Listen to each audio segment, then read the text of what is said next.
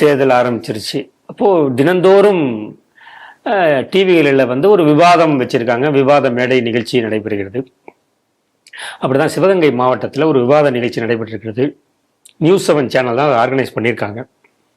அதனுடைய நெறியாளர் ராஜேஷ் வந்து திமுக குறித்த கேள்விகளை அதிகமாக கேட்டிருக்காரு. இது உண்மை நிலவரம் இது என்ன, உண்மை நிலவரம் இது என்னன்னு ஆதாரத்தையும் காட்டியிருக்காரு.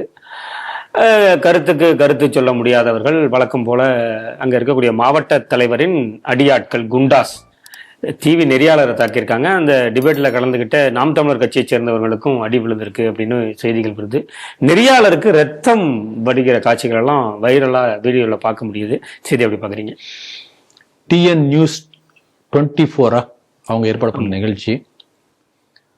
ஒரு ஜனநாயக நாட்டில் தேர்தல் நடக்கும்போது இப்படிப்பட்ட ஒரு ஆரோக்கியமான விவாதங்கள் நடைபெறுவது வந்து நல்லது. அவங்க ஒரு முயற்சி எடுத்திருக்காங்க. மாறுபட்ட கருத்தில் கொண்ட எல்லா அந்த கட்சிக்காரங்களும் ஒரே மேடையில் அமர்ந்து அவங்க கட்சிகளுடைய பாசிட்டிவ் நெகட்டிவ் எல்லாத்தையும் விவாதம் பண்ணணும். யார் வேணா பொதுமக்களும் கேட்கக்கூடிய மாதிரி ஒரு ஏற்பாடு இருக்கணும். இப்படிப்பட்ட ஒரு ஏற்பாடு அமெரிக்க நாட்டில் சர்வசகஜமா இருப்பதாக நம்ம அறிகிறோம். பேப்பர்ல பல பேரும் பார்க்குறோம். அதே போல 2 போட்டியாளர்களும் வந்து ஒரே சமயத்தில் மேடையில் உட்கார்ந்து பொது இடத்துல பேசுவாங்க. ஆனா அப்படிப்பட்ட ஒரு ஆரோக்கியமான சூழலில் தமிழ்நாட்டிலேயோ இந்தியாவிலோ கூட பல இடங்கள்ல இல்லை. அதுக்காக முயற்சி பண்ணியிருக்காங்க, நம்ம பாராட்டணும். இதற்கான முயற்சிகளை பல 30 ஆண்டுகளுக்கு முன்பாக விஜில் என்கின்ற அமைப்பு தமிழ்நாட்டில் பண்ணது. அப்ப இதே போல பிரச்சனை வந்தது. ஒரு சின்ன உதாரணம் சொல்றேன். ஹிந்தி வேண்டுமா வேண்டாமா, அதுக்காக மா நன்னன் கேள்விப்பட்டிருப்பீங்க. புலவர் மா நன்னன் ராமகோபாலன் சேர்ந்து விவாதம் நடத்துறாங்க. என்ன முதல்ல வந்து 3 ரவுண்டா பேசணும்னு சொல்லி ஏற்பாடாயிட்டு முதல்ல வந்து மா நன்னன் பேசுகிறார். அப்புறம் அதுக்கு பதிலாக ராமகோபாலன் அவர்கள் பேசுவார். வீரத்துருவி அவர் சில கேள்வி கேட்பார், திருப்பி பதில் சொல்லி இவர் சில கேள்வி கேட்பார். இப்படிதான் அந்த நிகழ்ச்சி ஏற்பாடு.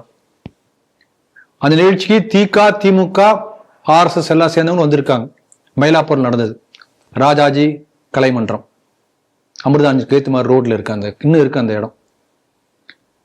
நிகழ்ச்சி ஆரம்பிச்சு முதல்ல நன்னன் பேசும்போது அமைதியா இருந்தாங்க. நன்னன் பேசி முடிச்ச பிறகு ராமகோபால் அவர்கள் சில கேள்வி கேட்கிறாங்க திமுகவை பார்த்து. அந்த கேள்விக்கு பதில் இல்லை. கேள்வி 2வது கேள்வி 3வது கேள்வி கேட்கும் போதே சேரை எடுத்து அவர் மேல வீச போறாங்க. தடுத்து பெரிய கலவரம். அந்த நிகழ்ச்சி பாதியில நிறுத்திட்டாங்க. இது அன்றிலிருந்து, நான் சொல்ல 30 வருஷத்துக்கு முன்னாடி, அன்றிலிருந்து இன்று வரை திமுகவினுடைய வாடிக்கை. அந்த நிகழ்ச்சியில் நானும் இருந்திருக்கேன். அதுக்காக சொல்றேன், நேர்லயே பார்த்தேன். அந்த இப்ப இருக்காங்களே அருள்மொழி அவங்களும் அங்க வந்திருந்தாங்க. அதனால இந்த நிகழ்ச்சி என்ன இருக்கு, நாம் தமிழர் கட்சி வந்து சில கேள்வி கேட்டிருக்காங்க. அந்த கேள்விக்கு அனுமதி கொடுத்திருக்காரு இந்த நெறியாளர். அந்த கேள்விக்கு பதில் சொல்ல முடியல, உடனே போட்டு அடிச்சிருக்காங்க. அந்த அடி வந்து இவருக்கு பலமா விழுந்திருக்கு. நாம் தமிழர் கட்சிக்கு அந்த அளவுக்கு உழப்படு தப்பிச்சிருப்பாங்கன்னு நினைக்கிறேன். இவர் மேல விழுந்திருக்கு. பாவம், ரத்த காயம் வந்திருக்கிறது. இப்படிப்பட்ட ஒரு பத்திரிகை சுதந்திரத்தை குரல் வழியை நெருக்கக்கூடிய மாதிரி ஒரு தாக்குதல் சம்பவம் நடந்ததை பற்றி தமிழ்நாட்டில் எந்த ஊடகமாக கண்டிச்சதா? இது வரைக்கும் யாரும் கண்டிக்கல. விட்டுருங்க, பரவாயில்ல. ஸ்ரீரங்கத்துல அங்க இருக்கக்கூடிய சிட்டிங் எம்எல்ஏ குவாரி வச்சிருக்காரு, மணல் குவாரி, மண் குவாரி. அந்த குவாரியில வந்து முறைகேடு நடப்பதாக சொல்லி பத்திரிகையாளர் ஒருத்தர் போய் படம் பிடிக்க போறார். அந்த எம்எல்ஏ மகன் வந்து அடிக்கிறார் போட்டு. பேப்பர்ல செய்தி வந்தது. இதுவரைக்கும் யாராவது பத்திரிகையாளர்கள் சங்கம் கண்டித்ததா? கண்டிக்கல. இந்த திமுக அயலக அணி ஜாஃபர் சாதிக் அவர் வீட்டுல ரெய்டு நடந்தது. அப்ப சிற்றரசு என்கின்ற திமுகவுடைய இடிபிடி அவர் ஓடி வந்து போட்டு அடிக்கிறாரு. அது வீடியோவும் எடுக்கப்படுது, படமும் பேப்பர்ல வந்திருக்கு. இதுவரைக்கும் யாராவது பத்திரிகையாளர் தமிழ்நாட்டில் யாராவது கண்டிச்சிருக்காங்களா? வாய் திறக்கல. இதுதான் நம்ம கவனிக்கணும். இப்ப பாருங்க, சவுக்கு சங்கர் வந்து ஒரு வீடியோ ஒண்ணு வெளியிட்டு இருக்காரு, ஒரு காணொளி. அது 3 யூடியூப் வந்து பகிர்ந்து இருக்காங்க. உடனே சம்மன், அவங்களுக்கு சம்மன் போயிருக்கு. சம்மன் போகுது. ஏன், எதற்கு? இந்த எலெக்ஷன் வரத்துக்கு ஒரு வருஷம் முன்னாடியே தமிழ்நாட்டுடைய டிஐஜி வந்து எச்சரிக்கை விட்டு இருக்கிறார். என்ன தெரியுமா எச்சரிக்கை? எல்லாம் திருடக்கூடாது, களவாணி பசங்களா இருக்கக்கூடாது, அப்படியே எச்சரிக்கை இல்லை. நேர்மையா இருக்கணும், பெண்களுக்கு பாதுகாப்பு தரணும், ரவுடித்தனம் பண்ணக்கூடாது, போதை மருந்து கடத்தக்கூடாது, அப்படிலாம் எச்சரிக்கை விடலைங்க. என்ன எச்சரிக்கை விட்டுருப்பான்னு கேட்குறீங்களா? என்ன ஆவலா இருக்கீங்களா? தமிழக முதல்வரை பற்றியோ தமிழக அரசை பற்றியோ பொது இடங்கள்ல வலைத்தளங்கள்ல குறை கூறினால் கடும் நடவடிக்கை எடுக்கப்படும். புரிஞ்சுங்களா? இந்த அளவுக்கு தான் தமிழ்நாட்டிலே கருத்து சுதந்திரம் இருக்கிறது. இங்க சொல்லுவாங்க, திமுக காரங்க சொல்லக்கூடிய வார்த்தை கருணாநிதி சொன்ன வார்த்தையை தான் நினைக்கிறேன். இன் என்றால் சிறைவாசம், ஏன் என்றால் வனவாசம். அப்படி விமர்சனம் பண்ணவங்க அந்த வசனத்துக்கு தகுந்தபடி ஆட்சி நடத்தக்கூடிய யாருன்னு இவங்க தான்.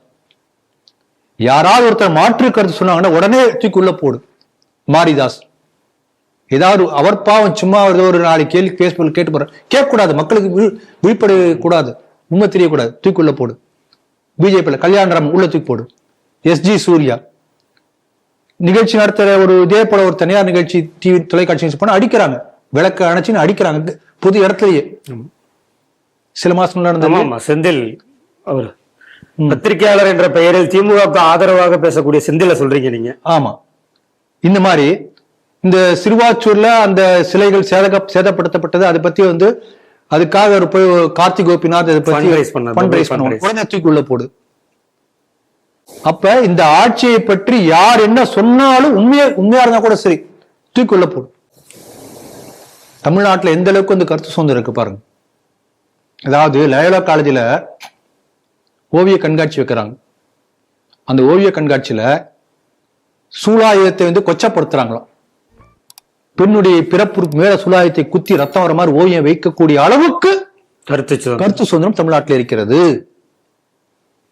நடராஜர் காலை தூக்கி டான்ஸ் ஆடும் போது அவர் உள்ளாடை போட்டிருந்தாரா என்று கேட்கக்கூடிய அளவுக்கு தமிழ்நாட்டில் கருத்து சுதந்திரம் இருக்கிறது. ஆனால் ஸ்டாலின் ஆட்சி பத்தி ஒரு சின்ன ஒரே ஒரு வார்த்தை எழுதினால் கூட ஜெயிலுக்கு போகக்கூடிய அளவுக்கு கருத்து சுதந்திரம் இருக்கிறது.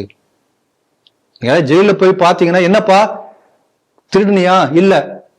ஏதாவது பொம்பளை கிட்ட கலாட்ட பண்ண? இல்ல.